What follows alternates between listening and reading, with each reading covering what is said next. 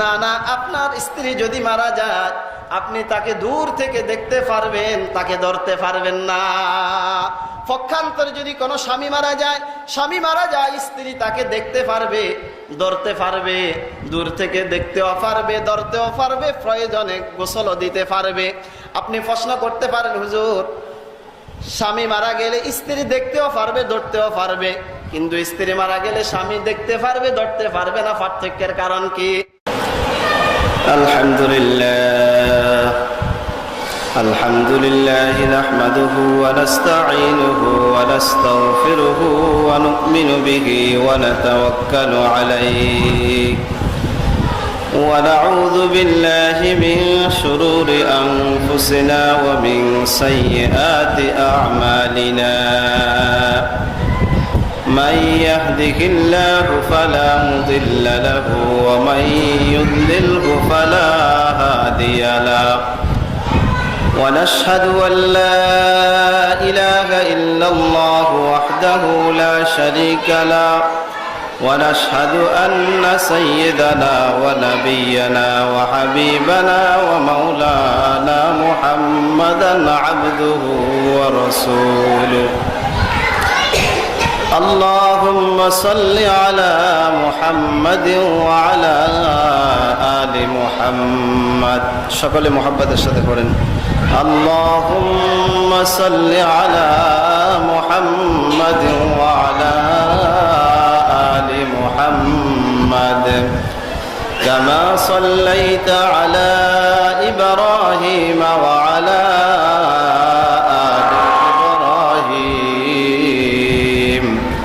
إنك حميد مجيد اللهم بارك على محمد وعلى آل محمد كما باركت على إبراهيم وعلى آل إبراهيم إنك حميد مجيد أما بعد فأعوذ بالله من الشيطان الرجيم بسم الله الرحمن الرحيم منها خلقناكم وفيها نعيدكم ومنها نخرجكم تارة أخرى وعن أبي هريرة رضي الله تعالى عنه قال قال رسول الله صلى الله عليه وسلم حق المسلم على المسلم خمس رد السلام وعيادة المريض واتباع الجنائز وتشميت العاطس وإجابة الدعوة متفق عليه صدق الله العظيم وصدق رسوله النبي الأمي الكريم ونحن على ذلك من الشاهدين والشاكرين والحمد لله رب العالمين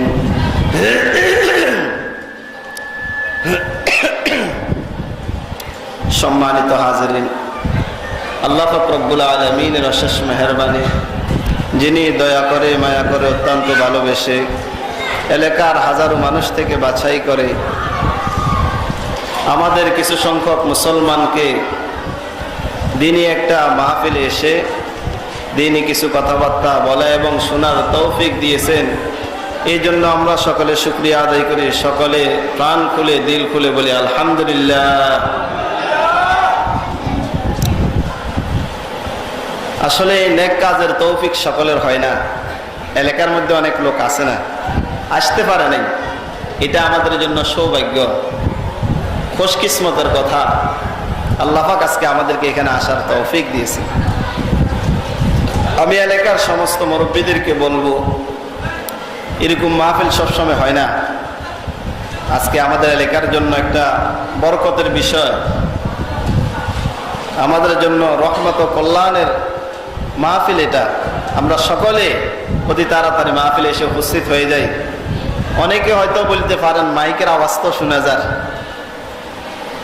মাইকের আওয়াজ শোনা গেলে কি হবে, কিন্তু আল্লাহ পাকের রহমত তো এখানে বর্ষিত হচ্ছে। যেমন মনে করেন একটি মুরগি ডিম পাড়ে 21টি 19টি বা আরো কমবেশ যা পাড়ে, যেই ডিমের মধ্যে মুরগির বুকের বা ডানার তাপ লাগে ওই ডিম থেকে বাচ্চা ফুটে। আর যেই ডিমটা মুরগির বুকের নিচে অথবা ডানার নিচে না থাকে, ফাঁসে থাকে, কিন্তু এই ডিম থেকে তো বাচ্চা ফুটে না, বরঞ্চ এটা নষ্ট হয়ে যায়, এটা খাওয়ারও আর উপযোগী থাকে না। তো মাইকের আওয়াজ দূরে যাচ্ছে কথা সত্য, কিন্তু আল্লাহ পাকের যে একটা রহমত বর্ষিত হচ্ছে সেটা নির্দিষ্ট জায়গায় মাহফিলের যতটুকু এরিয়া ততটুকুর মধ্যে। এই জন্য আমরা অতি তাড়াতাড়ি মাহফিলে চলে আসার চেষ্টা করবো। আল্লাহ পাক সকলকে তৌফিক দান করেন। আমি আপনাদের সামনে কালামে পাকের একটি আয়াত তেলাওয়াত করেছি। আল্লাহ রাসূল সাল্লাল্লাহু আলাইহি ওয়াসাল্লামের অসংখ্য আহাদিস থেকে একটি হাদিস, সহিহ হাদিস, বুখারী শরীফের হাদিস তেলাওয়াত করেছি। আল্লাহ পাক রব্বুল আলামিন যদি তৌফিক দান করেন এগুলোকে সামনে রেখে কিছু কথাবার্তা বলবো। আল্লাহ রাসূল সাল্লাল্লাহু আলাইহি ওয়াসাল্লাম বলেন, একজন মুসলমানের উপরে অন্য মুসলমানের 5টি হক আছে। কয়টি হক? এক মুসলমান অন্য মুসলমানের উপরে কয়টি হক? 5টি হক। 1 নম্বর রদ্দুস সালাম। আল্লাহ রাসূল বলেন 1 নম্বর হক হলো কোন মুসলমান ভাইকে যদি সালাম করে, আসসালামু আলাইকুম ওয়া রাহমাতুল্লাহ বলল, যেই ব্যক্তি কথাটা শুনলো, যাকে সালাম দিল, তার উপর ওয়া আলাইকুমুস সালাম বলা ওয়াজিব, তাকে শুনিয়ে বলা ওয়াজিব। এই জন্য কেউ যদি কখনো সালাম করে তাহলে তার সালামের জবাবে উত্তরের মধ্যে ওয়া আলাইকুমুস সালাম তাকে শুনিয়ে বলা ওয়াজিব। অনেক সময় আমাদের হয় কি, বা সালাম দিছে এমনি বাস একটু হাসি দিয়ে চলে গেলাম, না, সালাম দিছে আপনাকে সালামের উত্তরটা দেয়া কি ওয়াজিব, তাকে শুনিয়ে দেয়া। এই জন্য মুসলমান মুরব্বীরা আমার, আগামী থেকে কেউ যদি আমাদেরকে সালাম দেয় তাহলে আমরা অবশ্যই তাকে শুনিয়ে বলবো ওয়া আলাইকুমুস সালাম ওয়া রাহমাতুল্লাহি ওয়া বারাকাতুহু।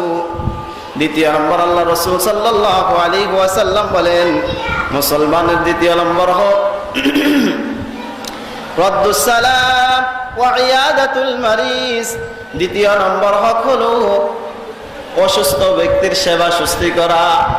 কোন মুসলমান ভাই যদি অসুস্থ হয়, অন্য মুসলমানের উপর হক হলো সে এই মুসলমানকে দেখতে যাওয়া, তার দেখাশোনা করা, তার ওষুধ খরচের যদি ব্যবস্থা না থাকে সেটার ব্যবস্থা করা। তাহলে দ্বিতীয় নম্বর হক কি? যদি কেউ অসুস্থ হয় তাহলে তার সেবা শুশ্রূষা করা, তাকে দেখতে যাওয়া। অনেক সওয়াবের কাজ এটা, কিন্তু এখন সময় না থাকাতে আমি বলতে পারতেছি না। আজকে আমার আলোচ্য বিষয় ভিন্নটা। চতুর্থ নম্বর হলো তাসমিতুল আতিস। কোন মুসলমান যদি হাসি দেওয়ার পরে আলহামদুলিল্লাহ বলে, কি বলে? আলহামদুলিল্লাহ বলে। যেই ব্যক্তি আলহামদুলিল্লাহ শুনেছে তার উপর ইয়ারহামুকাল্লাহ বলা ওয়াজিব। যেই ব্যক্তি আলহামদুলিল্লাহ শুনেছে ওই ব্যক্তির উপর ইয়ারহামুকাল্লাহ বলা ওয়াজিব। তাহলে এই মাসালাটা হয়তো আমরা অনেকে জানতাম না আগে। যার সামনে কোন মুসলমান হাসি দিয়ে আলহামদুলিল্লাহ বলল, তার উপর ইয়ারহামুকাল্লাহ বলা ওয়াজিব। এটা সামনে থেকে আমরা লক্ষ্য রাখবো।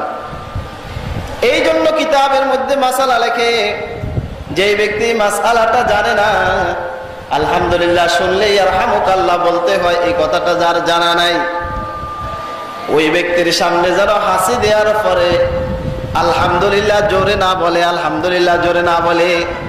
মা বোনেরাও খেয়াল রাখবো, অনেক সময় ছোট ছেলেরা যখন হাসি দেয় তখন তাকে বলে আলহামদুলিল্লাহ বলো, কিন্তু আশেপাশে অনেক লোক আছে কেউ তো ইয়ারহামুকাল্লাহ বলে নাই।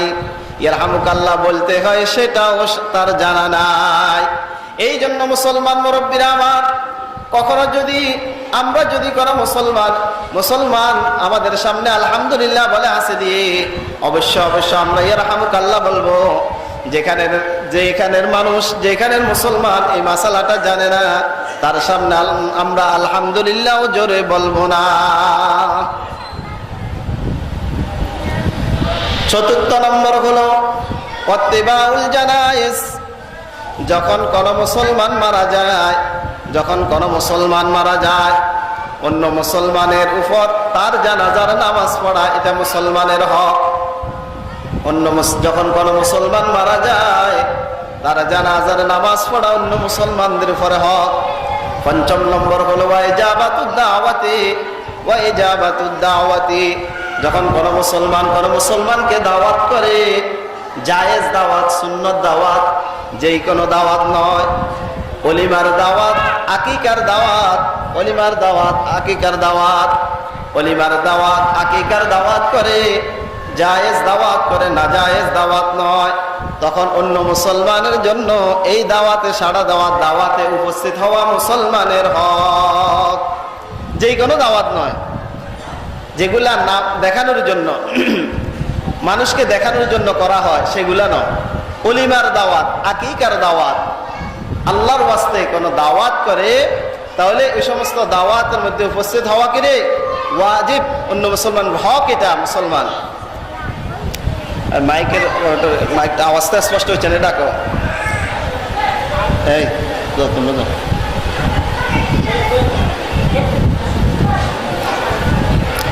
মুসলমান মুরব্বীরা আমার, এই 5টি হকের উপরে আজকে আলোচনা করা সম্ভব নয়। এই জন্য একটি বিষয় আজকে আলোচনার বিষয়বস্তু আমাদের আব্বা মারা গেল, আম্মা মারা গেল, তারা তো দুনিয়া থেকে বিদায় নিয়ে গেল। আমাদের জন্য কিছু কাজ করণীয় আছে, কিছু কাজ বর্জনীয় আছে, কিছু কাজ করণীয় আছে, কিছু কাজ বর্জনীয় আছে। এই কাজগুলো আমাদেরকে করতে হবে, যেগুলা করণীয়, যেগুলা বর্জনীয়, এগুলা আমাদেরকে বাদ দিতে হবে। আর না হয় এগুলা যদি না করি, আমার আব্বা কবরে বসে আমার কারণে শাস্তি ভোগ করতে হবে। মুসলমান মুরব্বীরা আমার, একটি মানুষের যখন মৃত্যুর সময় গনিয়ে আসে, তখন আমাদের জন্য 2টি কাজ করণীয়, 2টি কাজ বর্জনীয়। 2টি কাজ করণীয়, 2টি কাজ বর্জনীয়। 1 নম্বর করণীয় কাজ হলো তার সামনে, তার আশেপাশে বসে বসে, তার সামনে, তার পাশে বসে সূরা ইয়াসিন তেলাওয়াত করা, সূরা ইয়াসিন তেলাওয়াত করা। আল্লাহ রাসূল সাল্লাল্লাহু আলাইহি ওয়াসাল্লাম বলেন, যার মৃত্যু ঘনিয়ে এসেছে, মৃত্যুর বিছানায় শুয়ে গেছে, তার পাশে বসে যদি সূরাত ইয়াসিন তেলাওয়াত করা হয়, আল্লাহ পাক রব্বুল আলামিন তার জানটা অতি সহজে কবজ করে দেন। কোন সূরা? সূরাত ইয়াসিন। এই জন্য মুসলমান মুরব্বীরা আমার, যেই ব্যক্তির মৃত্যু ঘনিয়ে আসছে তার নিকটে, তার পাশে বসে, মাথার পাশে বসে, তার ডান দিকে বসে, বাম দিকে বসে আমরা সূরা ইয়াসিন তেলাওয়াত করব। এই জন্য আমাদেরকে সূরা ইয়াসিন শিখতে হবে, আমাদের বাচ্চাগুলাকে সূরা ইয়াসিন শিখাইতে হবে। যদি আমাদের বাচ্চাগুলাকে যদি সূরা ইয়াসিন তেলাওয়াত না শেখাই, তাহলে কে তেলাওয়াত করবে? এই জন্য মুসলমান এখন তো বুঝে আসে না সন্তানকে ইলমে দ্বীন শেখানোর কথা, ইলমে দ্বীন শেখানোর কত গুরুত্ব, কোরআন এবং হাদিস শেখানোর কত বেশি গুরুত্ব এখন বুঝে আসে না। যখন মৃত্যু ঘনিয়ে আসবে তখন প্রত্যেকে বুঝতে পারবে, কিন্তু তখন বুঝেও কোনো লাভ হবে না। এই জন্য মুসলমান মুরব্বীরা আমার, আমাদের 1 নম্বর কাজ হলো যখন মৃত্যু ঘনিয়ে আসে ওই ব্যক্তির নিকটে বসিয়ে সূরা ইয়াসিন তেলাওয়াত করব। সূরাত ইয়াসিন তেলাওয়াত করলে আল্লাহ পাক রব্বুল আলামিন তার জানটা অতি সহজে কবজ করে দিবেন। 2 নম্বর কাজ হলো, আমরা তো সূরা ইয়াসিন তেলাওয়াত করলাম, 2 নম্বর কাজ তালকিন করানো। তালকিন কিভাবে করবে? তালকিনের একটা সিস্টেম আছে, নিয়ম আছে, পদ্ধতি আছে। তালকিন, যেই ব্যক্তি মৃত্যুর বিছানায় শুয়ে গেছে, মৃত্যু ঘনিয়ে এসেছে, তার পাশে বসে বসে বসে লা ইলাহা ইল্লাল্লাহ, লা ইলাহা ইল্লাল্লাহ, লা ইলাহা ইল্লাল্লাহ, আস্তে আস্তে লা ইলাহা ইল্লাল্লাহ বলবে, কিন্তু ওই ব্যক্তিকে বলা যাবে না আপনি লা ইলাহা ইল্লাল্লাহ বলেন, এই কথা বলা যাবে না। কারণ তার মৃত্যুর সময় তার কাছে অনেক কষ্ট মনে হয়। যদি কষ্টের কারণে যদি সে বলে ফেলে আমি বলবো না, তাহলে তো সে লা ইলাহা ইল্লাল্লাহ বলবে না বলে তার শেষ নিঃশ্বাস ত্যাগ করলো। এই জন্য কিতাবের মধ্যে মাসআলা লেখে ওই ব্যক্তিকে বলবে না, কিন্তু আত্মীয় স্বজন পাশে বসে বসে লা ইলাহা ইল্লাল্লাহ বলবে, লা ইলাহা ইল্লাল্লাহ বলবে। যখন তার মুখ দিয়ে বের হয়ে যাবে লা ইলাহা ইল্লাল্লাহ অথবা আল্লাহ অথবা সুবহানাল্লাহ, তাহলে তখন তালকিন করা বন্ধ করে দেবে, আল্লাহ ইলাহা ইল্লাল্লাহ বলবে না। কারণ তালকিনের পদ্ধতি আছে। তিরমিজি শরীফের হাদিসের ব্যাখ্যার মধ্যে লেখেন হযরত আব্দুল্লাহ ইবনে মুবারক রাহমাতুল্লাহি আলাইহি, যিনি বহুত বড় মুহাদ্দিস ছিলেন, বহুত বড় আলেম ছিলেন, বহুত বড় আল্লাহওয়ালা ছিলেন, যার লক্ষ লক্ষ মুরিদান ছিলেন, যার লক্ষ লক্ষ হাজার হাজার ছাত্র ছিলেন, ওই আব্দুল্লাহ ইবনে মুবারক রাহমাতুল্লাহি আলাইহির মৃত্যুর সময় যখন ঘনিয়ে আসলো, আব্দুল্লাহ ইবনে মুবারক রাহমাতুল্লাহি আলাইহির নিকটে বসে তার ছাত্র পড়তেছে লা ইলাহা ইল্লাল্লাহ, লা ইলাহা ইল্লাল্লাহ, লা ইলাহা ইল্লাল্লাহ। তখন আব্দুল্লাহ ইবনে মুবারক রাহমাতুল্লাহি আলাইহির মুখ দিয়ে বের হয়ে গেল লা ইলাহা ইল্লাল্লাহ। আব্দুল্লাহ ইবনে মুবারক রাহমাতুল্লাহি আলাইহির মুখ দিয়ে বের হওয়ার পরে ছাত্ররা আবার লা ইলাহা ইল্লাল্লাহ বলতেছে, লা ইলাহা ইল্লাল্লাহ বলতেছে। আব্দুল্লাহ ইবনে মুবারক রাহমাতুল্লাহি আলাইহি একটা ধমকি দিন, হে ছাত্ররা, তোমরা তালকিন কেন করতেছো? থামো, তালকিন আর করো না। ছাত্ররা আশ্চর্য হয়ে গেল, এই ব্যক্তি এখন মৃত্যুবরণ করবে, লা ইলাহা ইল্লাল্লাহ পড়তে নিষেধ করতেছে, তালকিন করার জন্য নিষেধ করতেছে, কেন নিষেধ করলো? তখন আব্দুল্লাহ ইবনে মুবারক রাহমাতুল্লাহি আলাইহি বলেন, ও আমার ছাত্র ভাইয়েরা, তালকিনের একটা পদ্ধতি আছে, একটা নিয়ম আছে, একটা সিস্টেম আছে। তোমরা যেই ব্যক্তির মৃত্যু ঘনিয়ে আসছে তার নিকটে বসে বসে লা ইলাহা ইল্লাল্লাহ বলো। যখন তার মুখ দিয়ে বের হয়ে যাবে লা ইলাহা ইল্লাল্লাহ অথবা আল্লাহ অথবা সুবহানাল্লাহ, তখন তোমরা তালকিন করা বন্ধ করে দাও। তাহলে তালকিনের সিস্টেম আমরা জানলাম। যেই ব্যক্তির মৃত্যু ঘনিয়ে আসছে তার নিকট বসে বসে লা ইলাহা ইল্লাল্লাহ বলবো। যখন তার মুখ দিয়ে লা ইলাহা ইল্লাল্লাহ অথবা আল্লাহ অথবা সুবহানাল্লাহ বের হয়ে যাবে, তখন আমরা তালকিন করা বন্ধ করে দেব। হ্যাঁ, যদি লা ইলাহা ইল্লাল্লাহ অথবা আল্লাহ অথবা সুবহানাল্লাহর পরে যদি সে কোনো কথা বলে অথবা কোনো কিছু খায় অথবা কোনো পানীয় পান করে, তাহলে পুনরায় আবার লা ইলাহা ইল্লাল্লাহর তালকিন করব, আর না হয় আর লা ইলাহা ইল্লাল্লাহর তালকিন করব না। মৃত্যু যখন ঘনিয়ে আসে ওই ব্যক্তির নিকটে আমাদের বর্জনীয় কি জিনিস? বর্জনীয় কি জিনিস? বর্জনীয় হলো আমরা তার নিকটে বসে বসে কোনো দুনিয়াবি কোনো কথাবার্তা বলবো না, দুনিয়ার কোনো বিষয় তাকে বলবো না।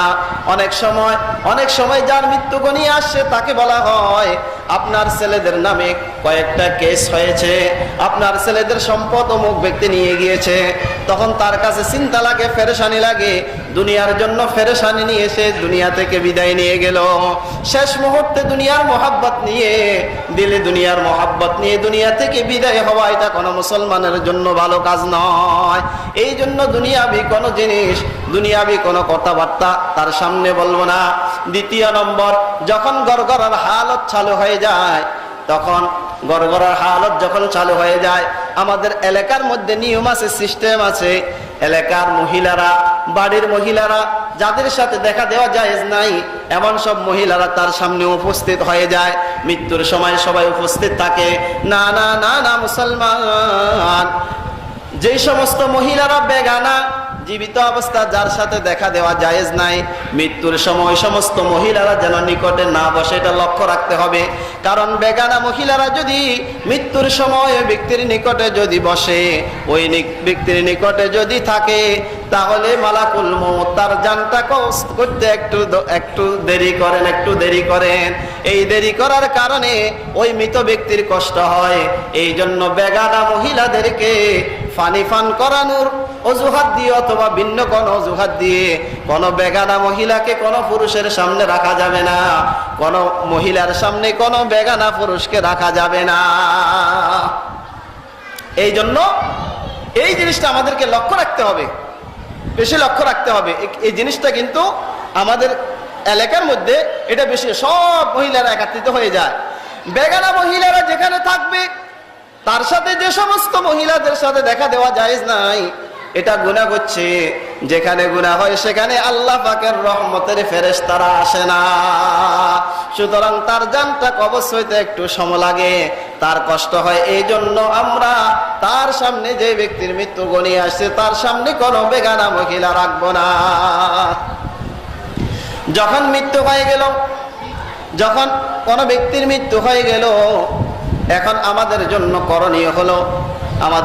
করণীয় হলো তার এভাবে মুখটা যেন ফাঁকা না হয়ে যায়, জামির সাথে আর মাথার সাথে যে কোনো একটা কিছু দিয়ে, একটা গামছা দিয়ে অথবা একটা কাপড় দিয়ে বেঁধে দিব, যেন মুখটা হা করে না যায়।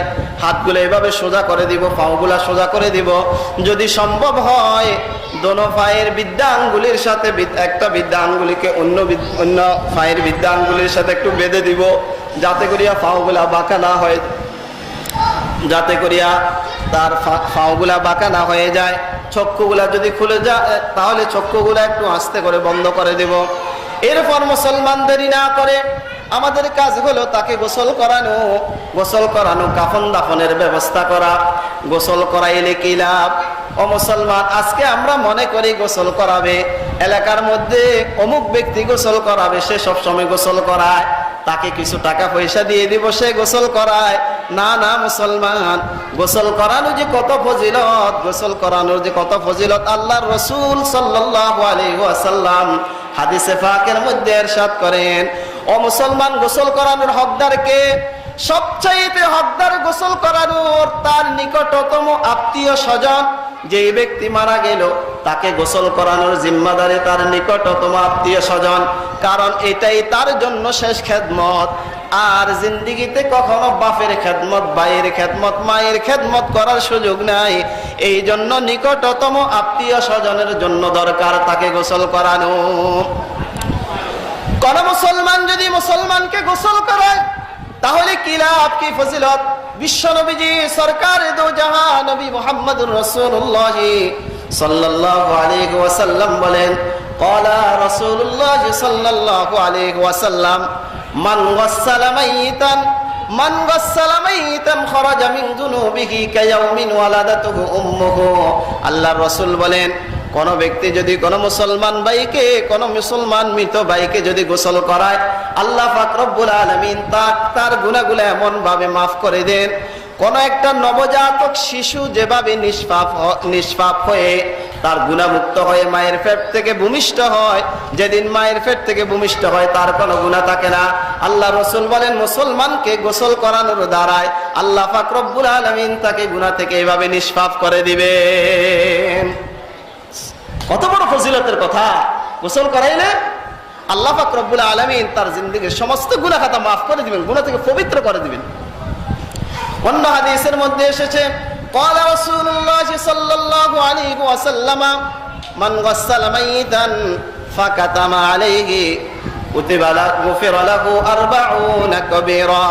আল্লাহ রাসূল বলেন, কোন ব্যক্তি যদি কোন মুসলমান ভাইকে অথবা কোন মহিলা যদি কোন মুসলমান বোনকে যদি গোসল করায়, আল্লাহ পাক রব্বুল আলামিন তার 40টি কবিরা গুনাহ মাফ করে দিবেন। সুবহান। গোসল কিভাবে করাবেন অনেকে জানে না, গোসলের পদ্ধতি জানে না, সিস্টেম জানে না, এই জন্য গোসল করাইতেও পারে না। ও মা বোনেরা আমার, আপনারাও একটু খেয়াল করে শুনেন, অনেক সময় মহিলারা মারা যায় কিন্তু গোসল করানোওয়ালা পাওয়া যায় না। কে গোসল করাবে? অথচ এটা একটা সহজ কাজ। এই জন্য মুরব্বীরা আমার গোসলের পদ্ধতিটা শিখে রাখেন, তাহলে আপনার আব্বা মারা গিয়েছে আপনি গোসল করাইতে পারবেন, আপনার ভাই মারা গেল আপনি গোসল করাইতে পারবেন, আপনার দাদার ইন্তেকাল হয়ে গেল আপনি গোসল করাইতে পারবেন। এটা কোনো কষ্টের কাজ নয়। গোসল করানোর সময় সর্বপ্রথম যেই জায়গায় গোসল করাইবেন চতুর্দিকে আপনি একটু ঘেরাও দিয়ে দিবেন। একটা খাট রেখে, ছোট একটা খাট থেকে সেখানে মৃত ব্যক্তিকে নিয়ে যাবেন, বড়ই পাতা দিয়ে একটু কুসুম গরম পানি করবেন, বড়ই পাতার একটু কুসুম গরম পানি করে সেখানে নিয়ে যাবেন। তার গায়ের মধ্যে যে জামাটা রয়েছে এটাকে খুলে ফেলবেন। তার নাভি থেকে হাঁটুর নিচ পর্যন্ত একটা কাপড় দিয়ে ঘুরে দিবেন, 17টা ঘুরে দিবেন। পরনের মধ্যে যে পায়জামা অথবা লুঙ্গি রয়েছে সেটাও খুলে ফেলবেন। গোসল করানোর মধ্যে সর্বপ্রথম কাজ হলো তাকে ওযু করাইতে হবে। ওযু করাইতে হবে মুসলমান মুরব্বীরা আমার, ওই এলাকার মা বোনেরা আমার, ওযু করানোর মধ্যে খেয়াল করতে হবে যেই ব্যক্তিটা মারা গেল এই ব্যক্তির উপর যদি গোসল ফরজ থাকে তাহলে ওযুর সিস্টেম ভিন্ন, অথবা যে মহিলাটা মারা গেল সে যদি হায়েজ অবস্থায় অথবা নেফাস অবস্থায় অথবা যে কোনো মুসলমান নরনারী তার উপরে গোসল ফরজ এমন অবস্থায় মারা গেল, তাহলে গোসল করানোর পদ্ধতি হলো সর্বপ্রথম তার মুখের মধ্যে 3 বার পানি দিতে হবে। মুখের মধ্যে পানি দিলেন, একটা কাপড় অথবা রুই দিয়ে তুলা দিয়ে এই পানিগুলা নিয়ে ফেলবেন, রুইটা ফেলে দিলেন। আবার দ্বিতীয়বার পানি দিবেন, রুই দিয়ে অথবা কাপড় দিয়ে পানিগুলা মুখ থেকে বের করে নেবেন। এভাবে 3 বার করার পরে এভাবে নাকের মধ্যে পানি দিবেন, নাকের মধ্যে পানি দিয়ে রুই দিয়ে পানিগুলা নিয়ে ফেলবেন। 3 বার এভাবে করানোর পরে 3 বার এভাবে করানোর পরে আপনি এভাবে হাতকে পুরা মুখমণ্ডলকে 3 বার ধৌত করে দিলেন। এভাবে হাতকে কোন পর্যন্ত 3 বার ধৌত করে দিলেন, মাথা মাসে করে দিলেন, দোনো পায়ের টাকনো পর্যন্ত ধৌত করে দিলেন। ওযু করানোর পরে তার নাকের মধ্যে, মুখের মধ্যে, কানের মধ্যে যত ছিদ্র আছে এগুলাকে রুই দিয়ে বন্ধ করে দিলেন। ওযু শেষ। আর যদি যেই ব্যক্তি মারা গেল তার উপরে যদি গোসল ফরজ না হয়, পবিত্র অবস্থায় মারা গিয়েছে, তাহলে মুখের মধ্যে পানি দিতে হবে না, নাকের মধ্যে পানি দিতে হবে না, বরং একটা ভিজা কাপড় নিয়ে তার ঠোঁটগুলা এবং দাঁতগুলা মুছে দিবে। এভাবে নাকের ছিদ্রটা মুছে দিবে, শুধু এতটুকুই যথেষ্ট। মাসালা বুঝবেন, গোসল ফরজ অবস্থায় মারা গেলে মুখে এবং নাকে পানি দিতে হবে এবং পানিগুলা আবার নিয়ে নিতে হবে। যদি গোসল ফরজ না হয়, পবিত্র অবস্থায় মারা যায়, তাহলে শুধু একটি ভিজা কাপড় দিয়ে তার ঠোঁটগুলা এবং দাঁতগুলা মুছে দিবেন, নাকের ছিদ্রটা মুছে দিবেন। এরপরে ওযু করাবেন, ওযুর কাজ শেষ। এরপর একটা সাবান দিয়ে তার মাথার চুল এবং দাড়ি, যদি পুরুষ হয় দাড়িতে একটু সাবান দিবেন, সাবান লাগিয়ে ধৌত করে দিবেন।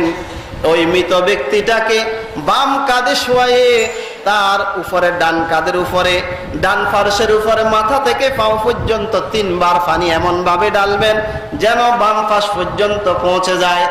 এরপর ডান পাশে শোয়াইয়া, ডান কাঁধে শোয়াইয়া বাম কাঁধের উপরে এভাবে 3 বার পানি দিবেন, এমন ভাবে পানি দিবেন যেন নিচ পর্যন্ত অথবা ডান কাঁধ পর্যন্ত পৌঁছে যায়। গোসল সম্পূর্ণ হয়ে গিয়েছে। এইবার গোসল করানোর পরে এই মৃত ব্যক্তিকে আপনার পায়ের সাথে গায়ের সাথে টেক লাগিয়ে বসাবেন। বসানোর পরে আস্তে আস্তে তার পেটের মধ্যে একটু চাপ দিয়ে নিচের দিকে মলবেন।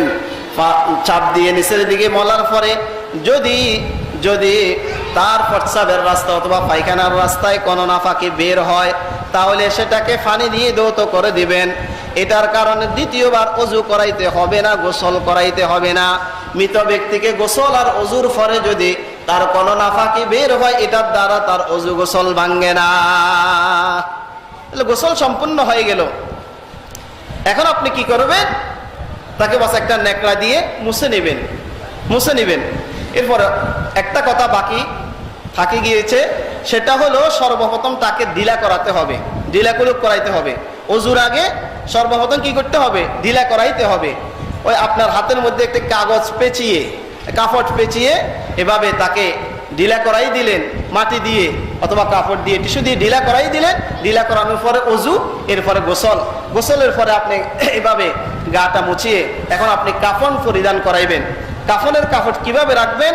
পুরুষ হলে 3 কাপড়, পুরুষ হলে কয় কাপড়? 3 কাপড়।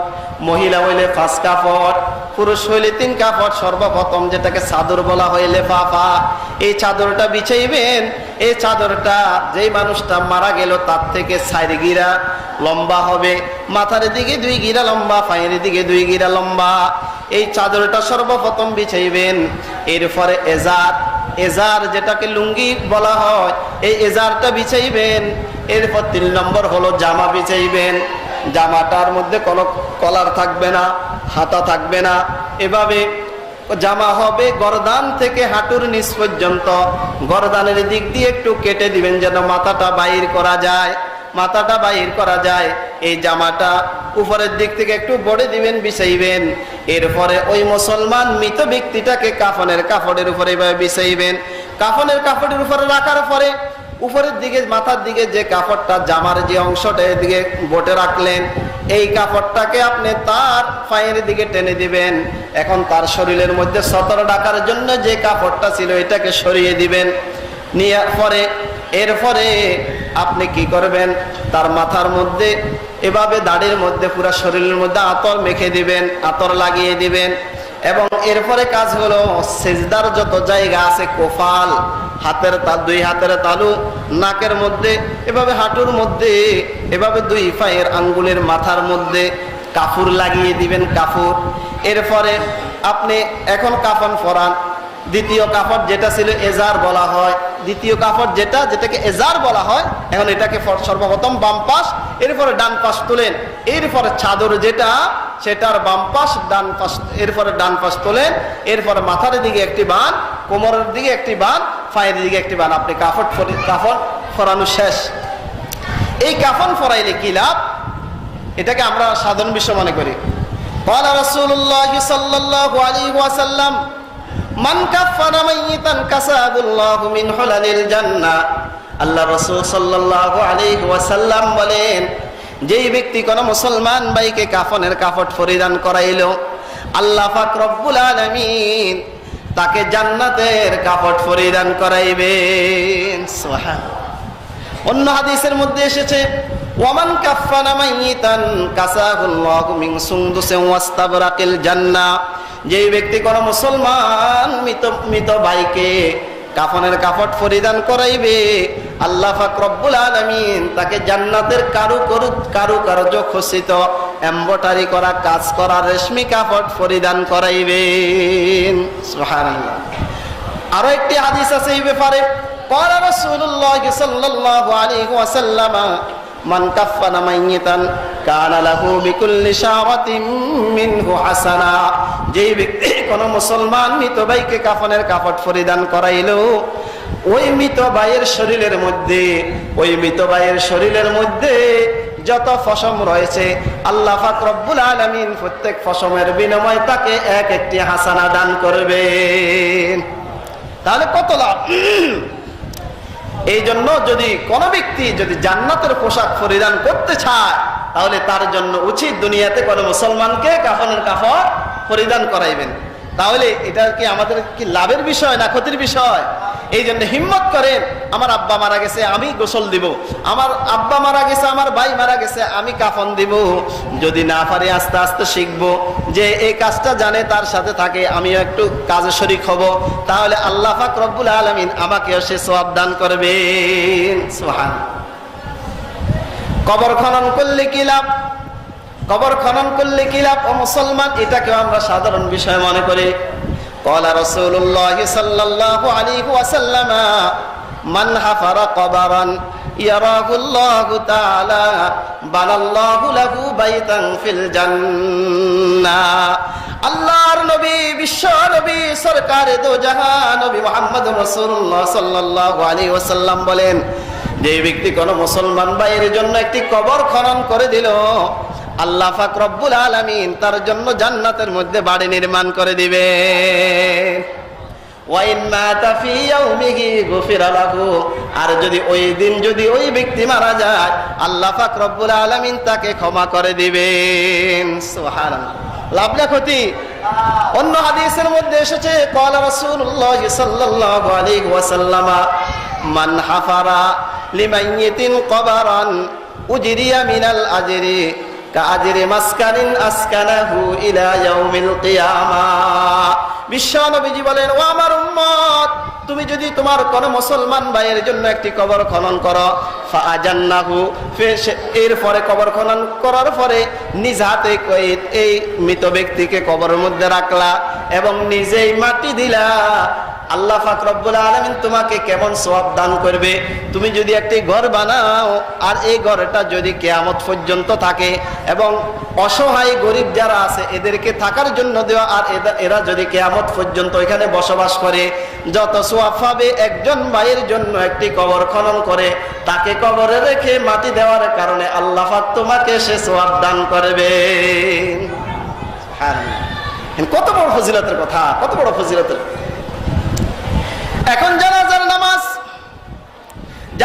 নামাজ পড়লে কি লাভ? মুসলমান মুরব্বীরা আমার, বুখারী শরীফের হাদিসের মধ্যে এসেছে, বিশ্ব নবীজি সাল্লাল্লাহু আলাইহি ওয়াসাল্লাম বলেন, মানিত্তাবা জানাজাতা মুসলিমিন ঈমানান ওয়া ইহতিসাবা, মানিত্তাবা জানাজাতা মুসলিমিন ঈমানান ওয়া ইহতিসাবা ওয়া কানা মাআহু হাত্তা ইউসাল্লি আলাইহা ওয়া ইয়াফরুগা মিন দাফনিহা। বিশ্ব নবীজি বলেন, কোন মুসলমান ভাই যদি মুসলমান ভাইয়ের জানাজার নামাজ পড়ে, আল্লাহ পাক রব্বুল আলামিন তাকে একটি রাত সওয়াব দান করবে, একটি রাত সওয়াব দান করবে।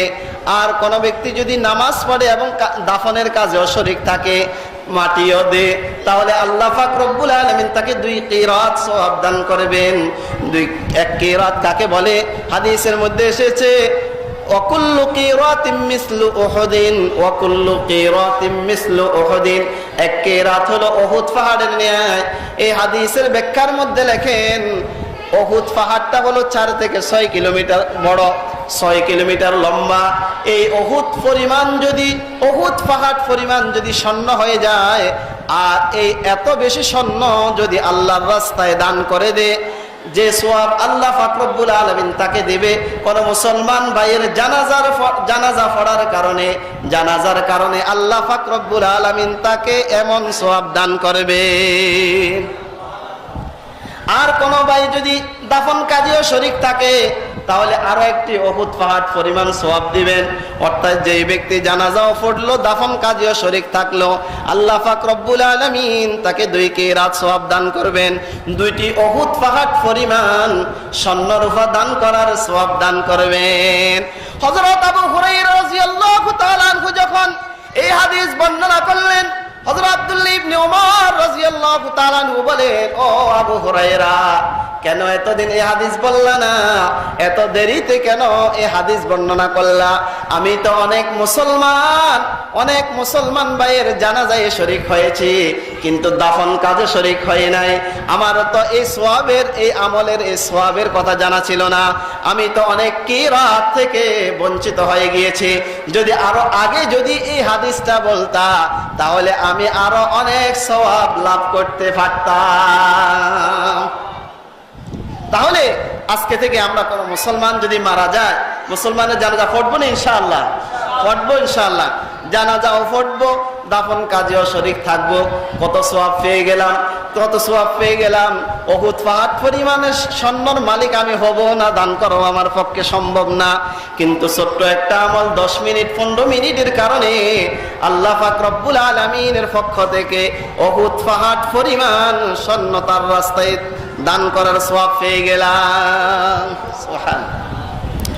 মুসলমান মুরব্বীরা আমার, আপনার স্ত্রী মারা গেল, একটা মাসালা শিখেন। আপনার স্ত্রী মারা গেল, আপনি দেখতে পারবেন, দূর থেকে দেখতে পারবেন, ধরতে পারবেন না। আপনি বলেন কি কথা, 50 বছর যাবত তার সাথে আমার সাথে সম্পর্ক, সে আজকে ইন্তেকাল করলো, আমি কি ধরতে পারবো না? না, কি বলেন, আমি তাকে একটু জড়িয়ে ধরবো। তুমি চলে যাইতেছ, দুনিয়া থেকে চলে যাইতেছ, কপালে একটু চুম্বন করব। না, আপনার স্ত্রী যদি মারা যায়, আপনি তাকে দূর থেকে দেখতে পারবেন, তাকে ধরতে পারবেন না। পক্ষান্তরে যদি কোনো স্বামী মারা যায়, স্ত্রী তাকে দেখতে পারবে, ধরতে পারবে, দূর থেকে দেখতেও পারবে, ধরতেও পারবে, প্রয়োজনে গোসলও দিতে পারবে। আপনি প্রশ্ন করতে পারেন, হুজুর, স্বামী মারা গেলে স্ত্রী দেখতেও পারবে, ধরতেও পারবে, কিন্তু স্ত্রী মারা গেলে স্বামী দেখতে পারবে, ধরতে পারবে না, পার্থক্যের কারণ কি?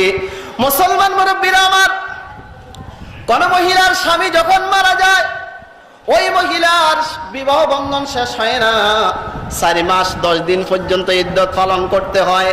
4 মাস 10 দিন পর্যন্ত স্বামীর ঘরে থাকতে হয়। অন্য কোথাও যাওয়ার অনুমতি নাই। 4 মাস 10 দিন পর্যন্ত সে সাজুগুজু করতে পারবে না, বিউটি পার্লারে যাইতে পারবে না, স্বর্ণের কোনো অলংকার লাগাইতে পারবে না, কোনো চুড়ি লাগাইতে পারবে না, কোনো সুগন্ধি ব্যবহার করতে পারবে না, কোনো দাওয়াতে যাইতে পারবে না, বাজার সদাইয়ের জন্য বাজারে যাইতে পারবে না, পর্দা ছাড়া কোথাও যাইতে পারবে না। 4 মাস 10 দিন পর্যন্ত স্বামীর ঘরে থাকতে হবে, স্বামীর ঘরে থাকতে হবে। কোথাও বিবাহের কোনো প্রস্তাব দিতে পারবে না, বিবাহের যদি প্রস্তাব আসে এটা গ্রহণ করতে পারবে না। পক্ষান্তরে কারো যদি কোনো স্ত্রী মারা যায়, তার জন্য কোনো ইদ্যত নাই, তার জন্য কোনো ইদ্যত নাই। সে বেশি থেকে বেশি 3 দিন শোক পালন করতে পারবে, এরপরে যেখানে মন চায় সেখানে বিবাহ শাদী করে নিতে পারবে।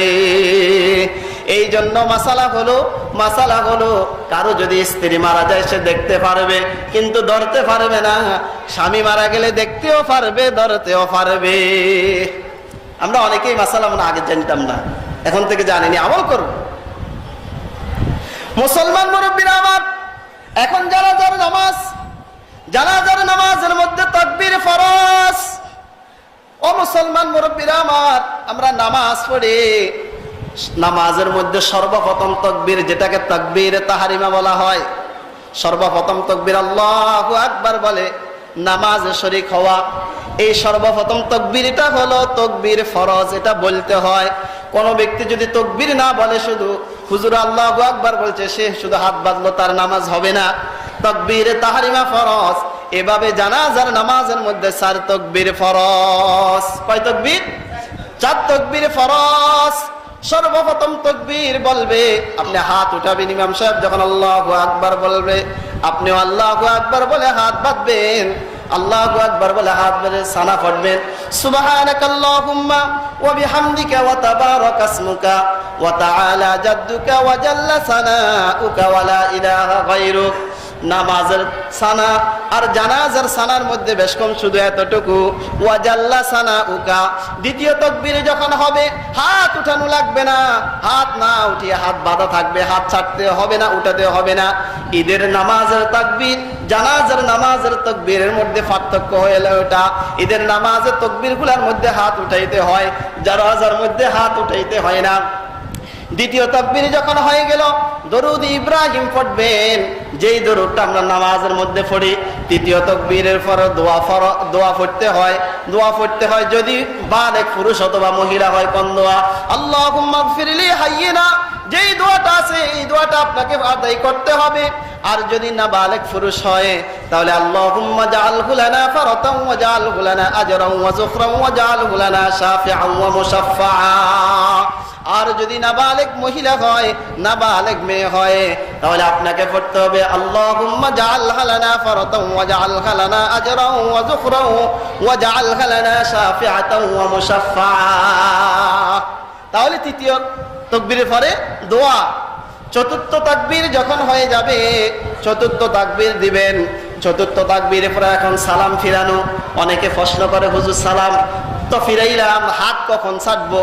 কি সালাম ফিরানোর পর হাত ছাড়বো, না একদিকে সালাম ফিরাই এক হাত ছাড়বো? কোনটা করব? না আগে আমরা হাত ছেড়ে দিব? সহজের জন্য 3টা নিয়ম এখানে জায়েজ। ফুকাহাই কেরাম 3টা নিয়ম লিখেছেন। আপনি ডান দিকে সালাম ফিরাইলেন, আসসালামু আলাইকুম রাহমাতুল্লাহ, ডান হাত ছেড়ে দিলেন। বাম দিকে সালাম ফিরাইলেন, আসসালামু আলাইকুম রাহমাতুল্লাহ, বাম হাত ছেড়ে দিলেন, কোনো সমস্যা নাই, পারবেন। অথবা উভয় সালাম ফিরানোর পরে দোনো হাত ছাড়লেন, কোনো সমস্যা নাই। অথবা চতুর্থ তাকবীর শেষ হওয়ার পরে সালামের আগে দোনো হাত ছাড়লেন। 3 তরিকা, 3 পদ্ধতি জায়েজ, কোনো সমস্যা নাই। এখন বলতে পারেন, হুজুর যে দোয়া বললেন তৃতীয় তাকবীরের পরে, দোয়া তো পারি না, কি করব? কিতাবের মধ্যে ফুকাহাই কেরাম লেখেন, এই দোয়া যদি না পারেন, অন্তত একটা আল্লাহুম্মা গফির লিল মুমিনিনা ওয়াল মুমিনাত, আল্লাহুম্মা গফির লিল মুমিনিনা ওয়াল মুমিনাত, আল্লাহুম্মা গফির লিল মুমিনিনা ওয়াল মুমিনাত, শুধু এই দোয়া পড়েন। এটাও যদি না জানেন, চুপ করে দাঁড়িয়ে থাকেন, কোনো সমস্যা নাই, নামাজ হয়ে যাবে। এখন অনেকে অনেক সময় প্রশ্ন করে, হুজুর জানাজার নামাজের মধ্যে জুতা পায়ে দিয়ে অনেকে নামাজ পড়ে না? এটা নিয়ে অনেক সময় দ্বন্দ্ব হয়। এখন এটার মাসআলা কি? জুতা পায়ে দিয়ে নামাজ পড়া, যদি জুতার উপরের ভাগ এবং নিচের জুতার তলাও যদি পবিত্র হয় এবং যেখানে দাঁড়িয়েছে সেটাও যদি পবিত্র হয়, উপরের ভাগ নিচের ভাগ এবং যে জমিনে দাঁড়িয়ে সে নামাজ পড়তেছে তিনটা যদি পবিত্র হয়, তাহলে জুতা নিয়ে জানাজার নামাজ পড়তে পারবে। আর যদি জুতা খুলে জুতার উপরে দাঁড়ায়, তাহলে শুধু জুতার উপরের ভাগ যদি পবিত্র হয় তাহলে নামাজ সহি হয়ে যাবে, কোনো সমস্যা নাই। এখন নামাজ তো শেষ, জানাজার নামাজের পরে সম্মিলিত কোনো দোয়া নাই। জানাজার নামাজের পরে সম্মিলিত কোনো দোয়া নাই। জানাজার নামাজের পরে দোয়া নাই, কারণ জানাজার নামাজটাই দোয়া। ইমাম বুখারী রাহমাতুল্লাহ আলাইহি লেখেন, সালাতুল জানাজাতি হিয়া দোয়া, সালাতুল জানাজাতি হিয়া দোয়া। জানাজার নামাজটাই দোয়া, জানাজার নামাজটাই দোয়া। আরেকটা মাসআলা, এখানে আমাদের দেশে অনেক সময় জানাজাকে সামনে রেখে কি বলে, এই লোকটা কেমন ছিল বলে না, আগে অনেক বেশি বলতে, এখন এগুলো বন্ধ হয়ে গেছে। এটা জায়েজ নাই। কারণ কি, লোকটা হয়তো খারাপ, কিন্তু এখন তো আপনি এখানে সবার সামনে খারাপ তো আর বলতে পারেন না, অনিচ্ছাকৃত, কিন্তু দিল বলে না, অনিচ্ছাকৃত বলতে হয় লোকটা ভালো। অথচ মিথ্যা কথা বলা জায়েজ নাই। এটাকে আপনি সাক্ষী দিতেছেন, মিথ্যা সাক্ষী। আল্লাহ পাক রব্বুল আলামিন কালামে পাকের মধ্যে বলেন, ইয়া আইয়ুহাল্লাযীনা আমানু কুনু কাওয়ামিনা বিল কিসতি শুহাদা। ও আমার বান্দারা, তোমরা যখন কারো ব্যাপারে সাক্ষী দিবে তাহলে সত্য সাক্ষী দিবে, ইনসাফের সাথে সাক্ষী দিবে। মিথ্যা সাক্ষী দেওয়া কারো জন্য জায়েজ নাই। তাহলে লোকটা ভালো নয়, এরপরেও বলতে হচ্ছে কি ভালো, তাহলে আমি কি মিথ্যা সাক্ষী? আল্লাহ রাসূল সাল্লাল্লাহু আলাইহি ওয়াসাল্লাম সাহাবায়ে কেরামকে ডেকে বললেন, ও আমার সাহাবীরা রে, আলা উনাব্বিউকুম বিআকবারিল কাবাইর সালাসান, সবচাইতে বড় তিনটা গুনার কথা কি আমি তোমাদেরকে বলবো কিনা? সবচাইতে বড় তিনটি গুনার কথা আমি কি তোমাদেরকে বলবো কিনা? সাহাবায়ে কেরাম বললেন, বালা ইয়া রাসূলুল্লাহ, ইয়া রাসূলুল্লাহ, অবশ্যই অবশ্যই বলবেন। তখন আল্লাহ রাসূল বললেন, আল-ইশরাকু বিল্লাহ, এক নম্বর সবচাইতে কবিরা গুনার মধ্যে বড় গুনাহ হলো আল্লাহর সাথে শরীক করা। দ্বিতীয় নম্বর উকুকুল ওয়ালিদাইন, আব্বা আম্মার নাফরমানি করা। তৃতীয় নম্বর ওয়া শাহাদাতুজ জুরাইন, মিথ্যা সাক্ষী দেওয়া। মিথ্যা সাক্ষী দেওয়া সবচাইতে কবিরা গুনাহগুলোর মধ্যে তিনটা কবিরা গুনাহ, সবচাইতে বড় গুনাহ। এর মধ্যে একটা হলো মিথ্যা সাক্ষী দেওয়া। তাহলে আপনি এখানে মিথ্যা সাক্ষী দিলেন না, মিথ্যা সাক্ষী দিয়ে এটা কি নাই, জায়েজ নাই। এরপরে মুনাফিকের আলামত তিনটা। একটা হলো মুনাফিক যখন কথা বলে মিথ্যা বলে। তাহলে আমি আসলাম কেন? তার জন্য দোয়া করার জন্য, মাগফিরাত করার জন্য। সওয়াব কাজ করতে আসিয়া এতগুলা কবিরা গুনাহ করলাম, মিথ্যা সাক্ষী দিলাম, মিথ্যা কথা বললাম, এটা কখনো জায়েজ নাই, কখনো জায়েজ নাই। এই জন্য জানাজাকে সামনে রেখে বলা যাবে না লোকটা কেমন ছিল। আপনি যদি ভালো হন, মানুষ এমনি ভালো বলবে। তবে প্রশ্ন করতে পারেন, হুজুর বুখারী শরীফের হাদিসের মধ্যে আছে, বুখারী শরীফের মুসলমান মুরব্বিরা আমার, বুখারী শরীফের হাদিস বুঝতে হবে। হযরত আনাস রাদিয়াল্লাহু তাআলা আনহু থেকে বর্ণিত, সাহাবায়ে কেরাম একটি জানাজার নামাজ পড়লেন, তাদের পাশ দিয়ে একটি জানাজা যাইতেছিল। তখন এলাকার মানুষগুলা বললেন, আরে লোকটা অনেক ভালো, মানুষটা নামাজি ছিল, আজকে মারা গেল। মানুষটা সবাইকে সাহায্য সহযোগিতা করত, সবার সাথে ভালো ব্যবহার করত, কখনো কারো উপরে জুলুম করে নাই। এলাকার লোকজন এভাবে বলা বলি করতেছে। তখন আল্লাহ রাসূল বললেন, ওয়াজাবাত ওয়াজাবাত। আর একটি জানাজা ওই সাহাবায়ে কেরামের পাশ দিয়ে যাচ্ছিল। তখন সাহাবায়ে কেরামের এলাকার লোকগুলা বলতেছিল, লোকটা বেশি ভালো ছিল না। অনেক মানুষ মারা গেলে, মানুষ তো এমনি মারা গেলে মানুষ বলে ইন্না লিল্লাহি ওয়া ইন্না ইলাইহি রাজিউন, কিন্তু অনেক মানুষ যখন মারা যায় মানুষ বলে ভালো হয়েছে, লোকটা মরছে আলহামদুলিল্লাহ, আরো 1 বছর আগে মরার দরকার ছিল কিন্তু মরে নাই, আরো 1 বছর আগে আছে না, কিন্তু বলতে পারে না, উপস্থিত বলতে পারে না, মারা যাওয়ার পরে বলে। এভাবে ওই সাহাবায়ে কেরামের লোকেরা বলে মানুষটা তেমন একটা ভালো ছিল না, ভালো হয়েছে মারা গিয়েছে। তখন আল্লাহ রাসূল বললেন, ওয়াজাবাত ওয়াজাবাত। ওয়াজাবাতের অর্থ হলো ওয়াজিব হয়ে গেল। তখন হযরত ওমর ইবনে খাত্তাব রাদিয়াল্লাহু তাআলা আনহু বলেন, ও আল্লাহর হাবিব, কি বললেন বুঝলাম না। একবার প্রথমবারও বললেন ওয়াজাবাত, এরপরে দ্বিতীয়বার বললেন ওয়াজাবাত, কি বললেন বুঝলাম না। তখন আল্লাহর রাসূল বললেন, ও আমার সাহাবীরা রে, সর্বপ্রথম যে জানাজাটা তোমাদের পাশ দিয়ে যাচ্ছিল, এলাকার লোকজন বলছে লোকটি ভালো ছিল, লোকটি নামাজি ছিল, লোকটি সৎ ছিল, মানুষের উপকার করত। এটার কারণে মানুষ ভালো সাক্ষী দেওয়ার কারণে আল্লাহ পাক রব্বুল আলামিন তার জন্য জান্নাত ওয়াজিব করে দিয়েছে।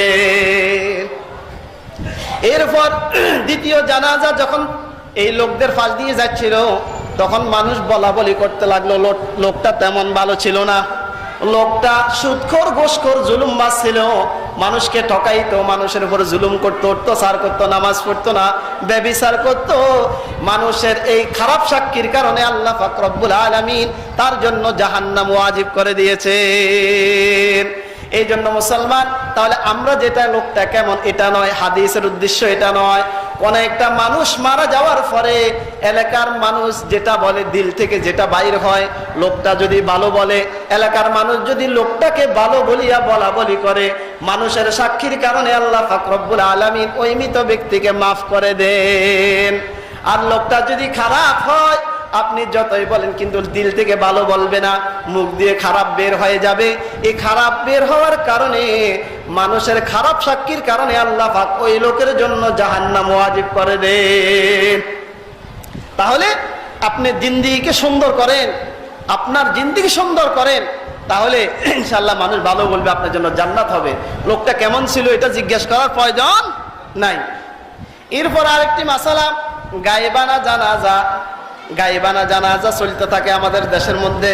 ইসলামে গায়েবানা জানাজা নাই, গায়েবানা জানাজা নাই। গায়েবানা জানাজা অর্থ হলো মৃত ব্যক্তি এখানে নাই, অনেক দূরে, এখান থেকে নামাজ পড়তেছে, গায়েবানা জানাজা। আল্লাহ রাসূল সাল্লাল্লাহু আলাইহি ওয়াসাল্লাম দুই ব্যক্তির জানাজা গায়েবানা পড়েছে, তাও সেটা গায়েবানা বলা যায় না। এক নম্বর হলো হাবশা দেশের বাদশা নাজাশী বাদশা। নাজাশী বাদশা আল্লাহ রাসূলের উপর ঈমান এনেছিলেন। নাজাশী বাদশা যখন ইন্তেকাল হয়ে গেল, নাজাশী বাদশা মৃত্যুবরণের পরে হযরত সাইয়্যিদনা জিবরাইল আমিন এসে আল্লাহ রাসূলকে বলেন, ওগো আল্লাহর হাবিব, নাজাশী বাদশা মারা গিয়েছে, ওই হাবশা দেশের মধ্যে তার জানাজা পড়ার মতো কোনো লোক নাই। আল্লাহ রাসূল বলেন, নাজাশী বাদশা মারা গিয়েছে, সে তো অনেক দূর, আমি কি করব? বলে, ইয়া রাসূলুল্লাহ, আমি আমার নূরের ফাঁকাগুলা যখন এভাবে জমিনের উপর মারবো, আল্লাহ পাক রব্বুল আলামিন জমিনকে এভাবে ছোট করে দিবেন, সংকীর্ণ করে দিবেন, নাজাশী বাদশার লাশটা আপনার সামনে এসে যাবে, আপনি দেখে দেখে তার জানাজা পড়াইতে পারবেন। আল্লাহর রাসূল ওই জিবরাইল ফর মারার পরে আল্লাহ পাক ফরটাকে একেবারে কমিয়ে দিয়েছেন। কমিয়ে দেওয়ার পরে আল্লাহর রাসূল দেখে দেখে জানাজা পড়াইছেন। এটাকে গায়েবানা জানাজা বলা যায় না। আরেকটা, আল্লাহ রাসূল সাল্লাল্লাহু আলাইহি ওয়াসাল্লাম তবুকের যুদ্ধে গিয়েছেন। আল্লাহ রাসূলের সাহাবীদের মধ্যে থেকে এক সাহাবী ছিলেন হযরত মুআবিয়া ইবনে মুআবিয়া। কি নাম? মুআবিয়া ইবনে মুআবিয়া। আল্লাহ রাসূল তবুকে আছেন, মুআবিয়া ইবনে মুআবিয়া অসুস্থতার কারণে জিহাদে যাইতে পারেন নাই। এখন মুআবিয়া ইবনে মুআবিয়ার ইন্তেকাল হয়ে গেল। তখন জিবরাইল আমিন ৭০,০০০ ফেরেশতা নিয়ে আল্লাহ রাসূলের নিকট আসলেন। ইয়া রাসূলুল্লাহ, আপনার সাহাবী মুআবিয়া ইবনে মুআবিয়ার ইন্তেকাল হয়ে গিয়েছে। তখন আল্লাহ রাসূল বলেন, আমি কি করব? আমি আছি তবুকে, মুআবিয়া ইবনে মুআবিয়া মদিনাতে, আমি কিভাবে তার জানাজা পড়ব? তখন জিবরাইল আমিন বললেন, ওগো আল্লাহর রাসূল, আমি আমার ডানাটা মারবো। তফসিরে কবির ইমাম ফখরুদ্দিন রাজি রহমতুল্লাহ আলাইহি তফসিরে কবির 16 নম্বর খণ্ডের 175 নম্বর পৃষ্ঠার মধ্যে লেখেন, সুম্মা জরাবা বিজানাহিহিল আরদা। এরপর জিবরাইল আমিন এভাবে তার ডানাটাকে জমিনের মধ্যে মারলেন। জমিনের মধ্যে মারার কারণে আল্লাহ পাক রব্বুল আলামিন মদিনা এবং তবুকের মধ্যে জমিনটা একেবারে ছোট করে দিলেন। আল্লাহ পাক কি করলে পারেন না? আল্লাহর ক্ষমতা নাই? আছে, অবশ্যই আছে। তখন আল্লাহ রাসূল সাল্লাল্লাহু আলাইহি ওয়াসাল্লাম এভাবে ৭০,০০০ নূরের ফেরেশতা এবং সাহাবায়ে কেরামকে নিয়ে হযরত মুআবিয়া ইবনে মুআবিয়ার জানাজা দেখে দেখে জানাজার নামাজ পড়াই দিলেন। এটাকে কি গায়েবানা জানাজা বলা যায়? না না না মুসলমান, গায়েবানা জানাজা ইসলামের মধ্যে নাই, হানাফি মাযহাবের মধ্যে নাই। যদি গায়েবানা জানাজা যদি থাকতো, তাহলে আল্লাহ রাসূল সাল্লাল্লাহু আলাইহি ওয়াসাল্লামের কারি সাহাবী ছিলেন ৭০ জন। চতুর্থ হিজরিতে আমের গোত্রের একটা লোক আসিয়া এই 70 জন কারীকে আল্লাহ রাসূল থেকে বলে নিয়ে গেলেন। একটা জায়গায় গিয়ে এই 70 জন সাহাবী যারা কারী ছিলেন, কোরআনের হাফেজ ছিলেন, এদেরকে শহীদ করে দিলেন। এই খবর শোনার পরে আল্লাহ রাসূল সাল্লাল্লাহু আলাইহি ওয়াসাল্লাম অনেক কষ্ট পেয়েছেন। দীর্ঘ 1 মাস পর্যন্ত ফজরের নামাজের মধ্যে কাফেরদের জন্য বদদোয়া করেছেন। যদি গায়বানা জানাজা জায়েজ থাকতো, আল্লাহ রাসূল সাল্লাল্লাহু আলাইহি ওয়াসাল্লাম এই 70 জন কারী সাহাবীর জন্য গায়বানা জানাজা পড়তেন, অথচ আল্লাহ রাসূল পড়েন নাই। মুতার যুদ্ধের মধ্যে আল্লাহ রাসূল সাল্লাল্লাহু আলাইহি ওয়াসাল্লামের কোনো সন্তান জীবিত ছিল না, কিন্তু একটা পালক ছেলে ছিল যায়েদ ইবনে হারেসা। মুতার যুদ্ধে মারা গেলেন। আল্লাহ রাসূলের আপন চাচাতো ভাই হযরত জাফর ইবনে আবু তালেব মুতার যুদ্ধে ইন্তেকাল করলেন, কিন্তু আল্লাহ রাসূল গায়বানা জানাজা পড়েন নাই। যদি গায়বানা জানাজা জায়েজ থাকতো, অবশ্যই আল্লাহ রাসূল এদের গায়বানা জানাজার নামাজ পড়তেন। যেই 2 জন পড়েছে এগুলা হয়তো আল্লাহ রাসূলের বৈশিষ্ট্য, খুসুসিয়ত, আর এটাকে গায়বানা জানাজা বলা যায় না। আল্লাহ পাক রব্বুল আলামিন আল্লাহর রাসূলকে এই লাশগুলো একেবারে সামনে এনে দিয়েছেন। নাজাশী বাদশা মার জানাজা কেন পড়াইলেন? ওই দেশে নাজাশী বাদশা জানাজা পড়ার মতো কোনো লোক ছিল না। আর মুআবিয়া ইবনে মুআবিয়া মদিনায় থাকার পরেও তবুক থেকে আল্লাহর রাসূল কেন গায়বানা জানাজা পড়লেন, এটা কি কারণ, এত ফজিলত তার কেন হলো? কিতাবের মধ্যে লেখে ওই মুআবিয়া ইবনে মুআবিয়া সূরা ইখলাস বেশি বেশি পড়তেন। কোন সূরা? সূরা কুল হুয়াল্লাহ বেশি বেশি পড়তেন। প্রত্যেক নামাজের পরে 3 বার সূরা ইখলাস তেলাওয়াত করতেন। আল্লাহ পাক তার উপরে এত বেশি খুশি হয়েছেন যে আল্লাহর রাসূল দূরে থাকা সত্ত্বেও আল্লাহ রাসূলের মাধ্যমে মুআবিয়া ইবনে মুআবিয়ার জানাজা পড়াইছেন। সুবহানাল্লাহ। এই জন্য গায়বানা জানাজা পড়বেন না। আর একটা কথা হলো, জানাজা একবার, কয়বার? জানাজা একবার, বারবার কোনো জানাজা নাই, বারবার কোনো জানাজা নাই। এখন বাংলাদেশের মধ্যে এটা কথা হয়ে গেছে, রেওয়াজ হয়ে গেছে। এক জানাজা ঢাকা হচ্ছে, আরেক জানাজা ফেনীতে হচ্ছে, আরেক জানাজা সাগরলাইয়াতে হচ্ছে, আরেক জানাজা এলাকায় হচ্ছে। না না না না, এভাবে বারবার জানাজা পড়ার অনুমতি নাই। হ্যাঁ, ওলি তার ছেলেরা নামাজ পড়ে না, জানেও না, ইন্তেকাল করছে শহরে, ওখানে লোকেরা পড়ে ফেলছে। তাহলে তার ছেলে না জানা সত্ত্বে যদি জানাজা পড়ে নে, তাহলে ওই ব্যক্তির জন্য, তার ওলিদের জন্য তার জানাজা পুনরায় পড়া কি আছে? জায়েজ আছে। পুনরায় পড়া জায়েজ আছে। হ্যাঁ, অনেক সময় কি হয় যে ওলি বলে তোমরা পড়ে নাও, আমি ওলি, আমি পড়বো না, আমি পরে পড়বো। তাহলে এই হিলাও কি নাই? জায়েজ নাই। ওলি না জানা সত্ত্বে, জানে না অন্য পড়ে নিয়েছে, এরপরে ওলি ইচ্ছা করলে জানাজা পড়তে পারবে। বলতে পারেন হুজুর, বুখারী শরীফের মধ্যে হাদিস আছে আল্লাহ রাসূল দ্বিতীয়বার জানাজা পড়েছেন। কয়েকটি ঘটনা ঘটেছে, এটা আল্লাহ রাসূলের বৈশিষ্ট্য। এর মধ্যে একটি ঘটনা বুখারী শরীফের হাদিসের মধ্যে এসেছে। একটা মহিলা মসজিদ ঝাড়ু দিত। এই মহিলাটা ইন্তেকালের পরে সাহাবাই কেরাম, রাত্রে এই মহিলাটা ইন্তেকাল করেছেন, সাহাবাই কেরাম জানাজা পড়ে নিছেন। সকালবেলা যখন আল্লাহ রাসূল ওই মহিলাকে দেখলেন না, আল্লাহ রাসূল জিজ্ঞেস করলেন এই মহিলাটা কই? তখন সাহাবাই কেরাম বললেন, ইয়া রাসূলুল্লাহ, এই মহিলাটা তো ইন্তেকাল করছে, আমরা তাকে দাফন করে দিয়েছি। আল্লাহ রাসূল সাল্লাল্লাহু আলাইহি ওয়াসাল্লাম বলেন, কোথায় দাফন করেছো? আমাকে দেখাও। নিয়ে যখন দেখাইলেন, মামবুজুন, অর্থাৎ এটা একটু উঁচু জায়গা।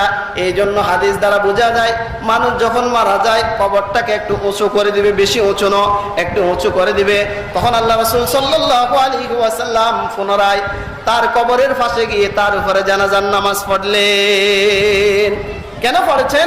আল্লাহ রাসূল সাল্লাল্লাহু আলাইহি ওয়াসাল্লাম বলেন, ও আমার সাহাবীরা রে, আমার কাশফ হয়েছে, আমি জানতে পারলাম এই মহিলার কবর আযাব হচ্ছে, এই মহিলার কবর আযাব হচ্ছে। এই জন্য আমি জানাজার নামাজ পড়লাম। আমি রাসূল জানাজার নামাজের কারণে এই মহিলার কবর আযাব আল্লাহ পাক মাফ করে দিয়েছে। তাহলে এটা আল্লাহ রাসূল জানতেন এখানে কবর আযাব হচ্ছেন, আর এটা আল্লাহ রাসূলের বৈশিষ্ট্য। হাদিস বুঝতে হবে, না বুঝে শুধু হাদিস বললে তো হবে না, হাদিস বুঝতে হবে। এই জন্য জানাজা বারবার নয়। এখন আমরা জানাজার নামাজ পড়লাম, এরপরে জানাজার নামাজের পরে অনেক সময় হয় কি, আমাদের এলাকায় যে জানাজার নামাজের পরে লাশ দেখা, এটা নিয়ম না। জানাজার নামাজের পরে লাশ দেখানো কিনা নিয়ম না। এরপর আমরা কবরে রাখবো, লাশটাকে কিভাবে রাখবো? এই মাইয়েরটাকে কবর নিয়ে যাওয়ার পরে কবর, আরেকটা কথা বলে কবর দুই ধরনের হয়। একটাকে বলা হয় বগলি কবর, আর একটা বলা হয় সিন্দুকি কবর। বগলি কবর সুন্নত। আল্লাহ রসুলের কবর বগলি কবর ছিল। বগলি কবর কেমন? এটা কবর খনন করার পরে পশ্চিম দিকে পাশে আরেকটি ছোট্ট কবর খনন করা, পাশে এই মৃত ব্যক্তিকে এই কবরের ওই ভিতরের কবরটার মধ্যে রাখা, এটাকে বগলি কবর বলা হয়। আর সিন্দুকি কবর বলা হয়, যেটা আমাদের দেশে আছে সরাসরি একেবারে কবর খনন করা, এটা হল সিন্দুকি কবর। বগলি কবর সুন্নত। আল্লাহ রসুলের কবর কি ছিল? বগলি কবর ছিল। যদি কোথাও যদি মাটি যদি শক্ত হয় তাহলে বগলি কবর দেয়াই উত্তম, আর এমনি দিলেও হবে, সমস্যা নাই। এরপর এখন আমরা লাশটাকে কিভাবে রাখবো, কবরে কিভাবে রাখবো? অনেক সময় আমরা লাশটাকে রাখি এভাবে চিৎ করে শোয়াই, শুধু মুখটাকে ক্যাবলামুখী করে দিই না, এটা যথেষ্ট নয়। চিৎ করে শোয়ে, লাশকে চিৎ করে শোয়ানোর পরে শুধু মুখটাকে ক্যাবলামুখী করে দেওয়া এটা যথেষ্ট নয়, বরং এটাকে একেবারে ডান দিকে ফিরাইয়া লাশ দাফন করতে হবে। দুনিয়াতে যেভাবে ঘুমানো সুন্নত, একজন মুসলমান কিভাবে ঘুমাবে? ডান কাত হয়ে উত্তর দিকে মাথা দিয়ে পশ্চিম মুখী হয়ে ডান কাত হয়ে ঘুমাবে। যেভাবে দুনিয়াতে ঘুমানো সুন্নত, সেভাবে কবর রাখাও কি সুন্নত। এভাবে কবরে রাখার পরে আমরা এই তিনটা বান খুলে দেব। এরপরে বাঁশ দিয়ে মাটি আস্তে আস্তে দিব। মাথার দিক থেকে মাটি দেয়া শুরু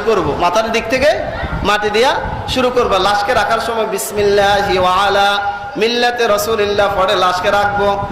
তখন লাশ রাখার পরে বাঁশ দেওয়ার পরে যখন মাটি দেয়া শুরু করব, তার মাথার দিক থেকে আস্তে আস্তে মাটি দিব। জোরে জোরে নয়। মাটি দেওয়ার সুন্নত তরিকা হলো দোনো হাতে। অনেক সময় আমরা কি করি, এক হাতে একটা ওড়ার মধ্যে কিছু মাটি রাখি, তিনবার রাখি। না মুসলমান, মাটি দেওয়ার সুন্নত তরিকা হলো এভাবে দুই হাতে আমি মাটি নিব, মাটি নিয়ে আস্তে আস্তে দিব। সর্বপ্রথম মাটি দেওয়ার সময় বলবো মিনহা খালাকনাকুম, দ্বিতীয়বার মাটি দেওয়ার সময় বলবো ওয়া ফিহা নুঈদুকুম, এরপর তৃতীয়বার মাটি দেওয়ার সময় বলবো ওয়া মিনহা নুখরিজুকুম তারাতান উখরা। তৃতীয়বার মাটি দেওয়ার সময় কি বলবো? ওয়া মিনহা নুখরিজুকুম তারাতান উখরা।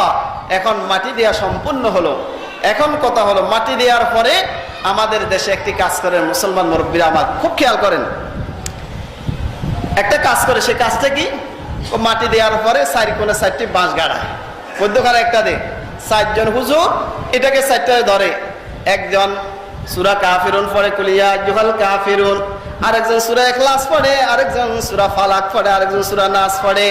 ও মুসলমান মুরব্বীরা আমার, এই তরিকা কোরআন হাদিসের কোনো জায়গায় নাই। কোরআন হাদিসের মধ্যে কি আছে? কোরআন হাদিসের মধ্যে নিয়ম আছে, পদ্ধতি আছে। মুসলমান মুরব্বীরা আমার, কোরআন হাদিসের মধ্যে আছে মৃত ব্যক্তিকে দাফন করার পরে তার মাথার পাশে বসিয়ে সূরা বাকারার শুরুতে 5 আয়াত পড়বেন। আলিফ লাম মিম যালিকাল কিতাবু লা রাইবা ফীহি হুদাল লিল মুত্তাকিন الذين يؤمنون بالغيب ويقيمون الصلاة ومما رزقناهم ينفقون والذين يؤمنون بما أنزل إليك وما أنزل من قبلك وبالآخرة هم يوقنون أولئك على هدى من ربهم وأولئك هم المفلحون। এই 5 আয়াত মুফলিহুন পর্যন্ত, আলিফ লাম থেকে শুরু করে মুফলিহুন পর্যন্ত মাথার পাশে বসে পড়বে। এরপরে সূরা বাকারার শেষ 2 আয়াত আমানার রাসূলু বিমা উনজিলা ইলাইহি মির রাব্বিহি ওয়াল মুমিনুন, এখান থেকে শেষ পর্যন্ত পায়ের দিকে বসে পড়বে। এটা হলো সুন্নত তরিকা, আল্লাহ রাসূলের তরিকা। এই জন্য মুসলমান ভাইরা আমার, আজকে আমরা নতুন মাসালা হয়তো অনেকে শুনছি, আমল করার চেষ্টা করব। নিজের মন মতো হলে, এখন তো আমাদের অবস্থা নিজের মন মতো হলে আমল করে, না হয় আমল হয় না। না না মুসলমান, কোরআন হাদিস দেখেন, হক্কানি ওলামায়ে কেরামকে জিজ্ঞেস করেন, নিজের মন মতো চললে এটা দিন নয়, শরীয়ত নয়। বমুস্তাফা বিরসা খেশরা কে দি হামাউস আগার বউনার সিদি তামামে বুলা হাবিস। বমুস্তাফা বিরসা খেশরা কে দি হামাউস আগার বউনার সিদি তামামে বুলা হাবিস। কবি বলেন, ও দুনিয়ার মানুষ, আল্লাহ রসুলের তরিকায় তুমি সব কাজগুলা করো, দ্বীনের, ইমানের, ইসলামের সব কাজগুলো আল্লাহ রসুলের তরিকায় করো। আল্লাহ রসুলের তরিকায় তুমি যত সাজ দিয়ে, যত সুন্দর দিয়ে কাজ করো, সেটার মধ্যে কোনো লাভ নাই, বরকত নাই। তাহলে যেটা আল্লাহ রসুলের তরিকা, সে তরিকা করতে হবে। এরপরে কবর দেওয়ার পরে কতক্ষণ সময় পর্যন্ত আমরা কবরের পাশে থাকবো? কবর দেওয়ার পরে হাদিসের মধ্যে এসেছে, হযরত আমির ইবনে আস রাদিয়াল্লাহু তাআলা আনহু মৃত্যুর সময় তার সন্তানকে আব্দুল্লাহ রাদিয়াল্লাহু তাআলা আনহুকে ডেকে বলেন, ও আমার ছেলে আব্দুল্লাহ, আমার মৃত্যুর পরে আমার লাশের সাথে কোনো বিলাপকারিণী মহিলা না যায়, কোনো বিলাপকারিণী মহিলা যেন না যায়, কোনো আগুন যেন আমার সাথে না যায়, এবং আমার উপরে মাটি যখন দিবে আস্তে আস্তে দিবে। আর আমার মৃত্যুর পরে তোমরা তো অতক্ষণ সময় আমার কবরের পাশে অবস্থান করবে, যতক্ষণ সময় একটি ওটকে জবাই করে বন্টন করতে সময় লাগে, ততক্ষণ সময় পর্যন্ত তোমরা আমার কবরের পাশে অবস্থান করবে, যেন আমার আল্লাহর পক্ষ থেকে প্রেরিত ফেরেশতার জবাবগুলো আমি বুঝে বুঝে স্বস্তি সহকারে দিতে পারি। এই জন্য কিছুক্ষণ অবস্থান করা, দোয়া দরুদ পড়া, যে সুয়াল জবাব যেন সহজ হয়, এই জন্য দোয়া করা। কবর দেওয়ার পরে আপনি চাইলে দোয়া করতে পারেন, একা একিও দোয়া করতে পারেন, সম্মিলিতভাবে দোয়া করতে পারেন। তবে হাত উঠাই দোয়া করা এটা জরুরি কিছু না, করলে করতে পারেন। যদি হাত উঠিয়ে দোয়া করতে হয়, তাহলে কবরের দিকে তাকিয়ে নয়, কেবলামুখী হয়ে, কবরকে পিছনে রেখে কেবলামুখী হয়ে দোয়া করবেন। এটা হলো তরিকা। কারণ কবরের সামনে রেখে দোয়া করলে তাহলে বোঝা যাবে আমি কবরওয়ালার কাছে চাই। কবরওয়ালা কিছু দিতে পারে? কবরওয়ালা কিছু দিতে পারে না। দেওয়ার মালিক কে? আল্লাহ। এই জন্য যা চাবো আল্লাহর কাছে চাবো। আমার সময় শেষ হয়ে গিয়েছে। যে কথাবার্তাগুলো হয়েছে আমরা আমল করার চেষ্টা করব। আরেকটি কথা সংক্ষেপে বলে দিই, অনেক সময় মৃত্যুর পরে আমাদের মা বোনেরা বেশি কান্নাকাটি করে, অনেক কান্নাকাটি করে। একটা হয় কি, স্বামীর বাড়ির থেকে আসছে, মানে যে মারা গেছে তার নাম ধরে একটা চিৎকার মারে, এভাবে মাটিতে পড়ে, আবার উঠেছে, অথচ এটা হাদিসে নিষেধ। قال رسول الله صلى الله عليه وسلم ليس منا من ضرب الخدود وشق الجيوب ودعا بدعوى الجاهليه। আল্লাহ রাসূল সাল্লাল্লাহু আলাইহি ওয়াসাল্লাম বলেন, ওই ব্যক্তি আমার দলের অন্তর্ভুক্ত নয়, সে আমার উম্মত নয়, যেই ব্যক্তি মৃত ব্যক্তির শোক পালনার্থে মান যারাবাল খুদুদা, এভাবে মুখের উপরে আঘাত করে, জামা কাপড় ছিঁড়ে ফেলে, আইয়ামে জাহিলিয়ত তথা বর্বরতার যুগের মতো বেশি চিৎকার করে, হাই হুতাশ করে, আল্লাহর রাসূল বলেন এই ব্যক্তি আমার দলের অন্তর্ভুক্ত নয়। বুখারী শরীফের হাদিসের মধ্যে আছে, অন্য হাদিস, ক্বালা রাসূলুল্লাহ সাল্লাল্লাহু আলাইহি ওয়াসাল্লাম আনা বারিউম মিম্মান হালাকা ওয়া সালাকা ওয়া খারাকা। ওই ব্যক্তির সাথে আমার সাথে কোনো সম্পর্ক নাই, যেই ব্যক্তি মৃত ব্যক্তির শোক পালন করতে গিয়ে চিৎকার চিল্লাচিল্লি করে, মাথার চুল ছিঁড়ে ফেলে, এভাবে জামা কাপড় ছিঁড়ে ফেলে, যেই ব্যক্তি এভাবে চিৎকার করে, সেই ব্যক্তি আমার দলের অন্তর্ভুক্ত নয়। তাহলে মা বোনেরা এই জিনিসটা বেশি খেয়াল করা দরকার। আমরা এটা পুরুষরা খেয়াল করব, যারা এভাবে চিৎকার করে। হাদিসের মধ্যে আছে, এভাবে চিৎকার করলে যে মৃত ব্যক্তি যে মারা গেল তার শাস্তি হয়। আমি আমার আব্বার জন্য একেবারে খুব দুঃখিত হয়ে কাঁদলাম, কিন্তু আমার এই কাজের কারণে তো আমার আব্বাকে আমি শাস্তির ভাগী করলাম।